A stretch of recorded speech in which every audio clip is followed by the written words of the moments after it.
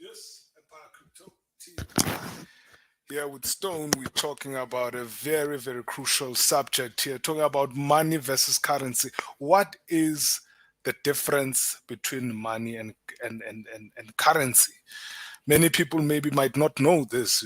People have seen all kinds of monies that around the world. You can talk about the rand, you can talk about any kind of currency, even the most dominant currency right now, which is the dollar. Any kind of currency. Here we're just talking about money versus the currency. What is the difference? We're gonna go through that. What is it? Because there's also all sorts of kinds of money that have been laid out throughout the ages. But it's time now to understand the concept between money and currency. And I'm gonna be sharing with you some of the differences. I hope you find it helpful. Fine. I'll try my best to explain it the best way possible. What is money and what is currency? What are the differences? Okay, let's start from the top. Basis money versus currency. On the left hand side, you have money. On your right hand side, you have currencies. Basic definition, the one that we're gonna start. The first one says money. One cannot touch or smell money. However, money can be seen in numbers. Okay, so this basically means that you have this kind of idea that this is money. Okay, money in numbers. Okay, the numbers. Well, you may have the paper, the actual paper itself, but the paper itself is paper at the end of the day.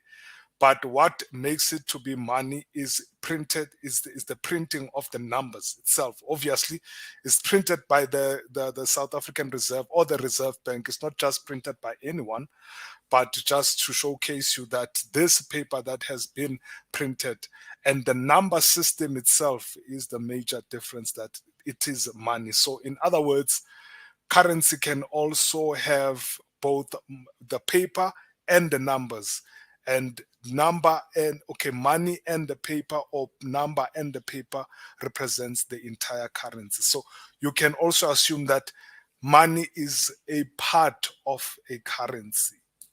I don't know if that can make sense, if I should explain it in that way. So currency comprises of the paper itself and the number that is printed on the paper, and that is currency. Within that currency, there is that definition that this is how much money that you have, or this is how much currency, worth of a currency of a certain country that you have. And that will tell you that how much money that you can spend, and so and whatsoever. And then it goes on to say, um okay, currency on the other hand is the promissory note or coin presented in the form of money. Promissory note, e.g., like the paper money that we have, that we are using. Promissory note, this is the promissory note that they speak about. So the paper money that we see is just a promissory note. Okay, so and it is what is makes up a currency at the end of the day. Even this currency here, right here, that you see, the gold currency, which is, some are old currencies. This is the form of currency that they speak about. This is currency as a whole. Then it goes on to say, okay, the second one, the second difference that I'm going to discuss is concept type. Money is an intangible concept, so you cannot touch money. You cannot touch those numbers on the paper.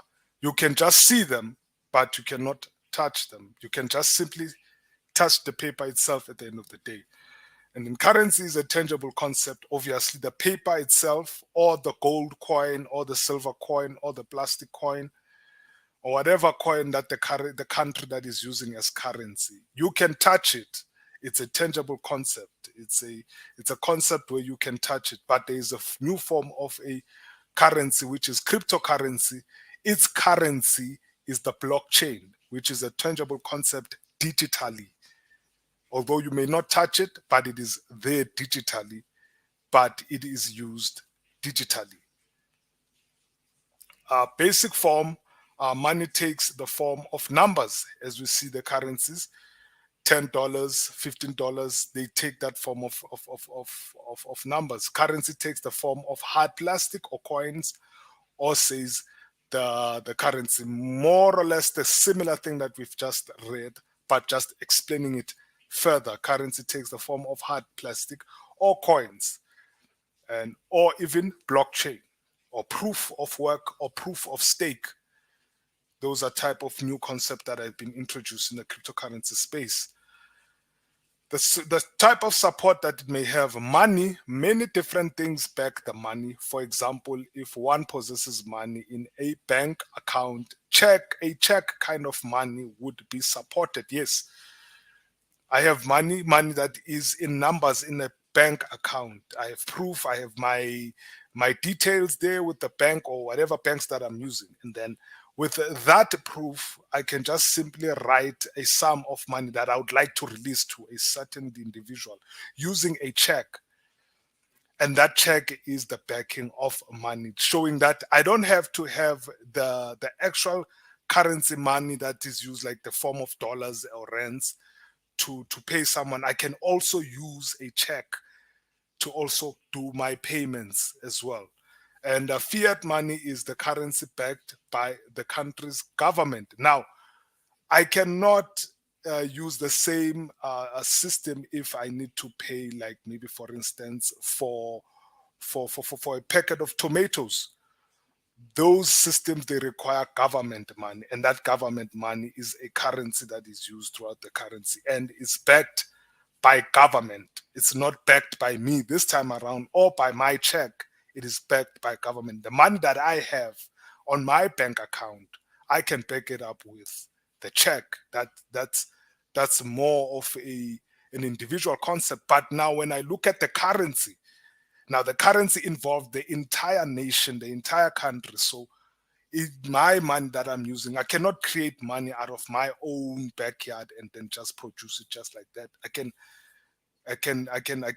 get rich just like that. But in order to control currency, you have to back it up with government systems, which is the system that we are currently using with the reserve banks all across the world.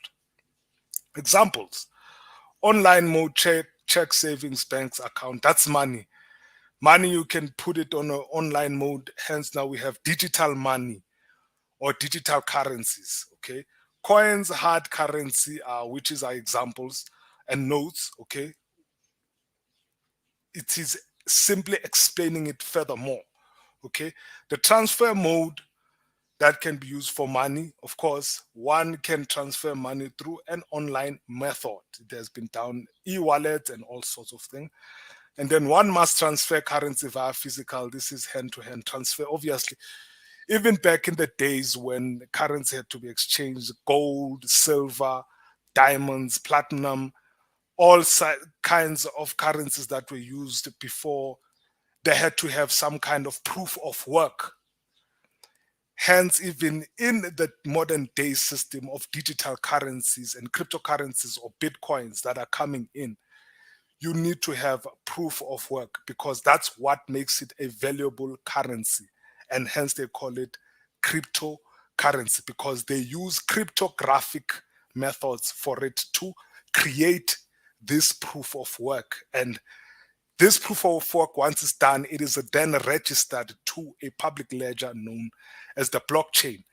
And that blockchain is what you call a digital currency, or it is the currency of the blockchain of Bitcoin or cryptocurrencies as a whole. I hope that makes sense, because you need to be able to differentiate between money and currency, especially if you are dealing with economical studies and so forth. So this has just been informative and informing you about the differences between money and currencies. Also, you have what you call plastic money. Plastic money is like a money like this one. Some people don't use paper anymore. They use a form of plastic. Okay, this is a new one, just new inventions of plastic money. So there is no plastic coins, but it is more of like a note made out of, just to explain that further on. Thank you very much for joining me on this video. Until next time, I hope you learned something, and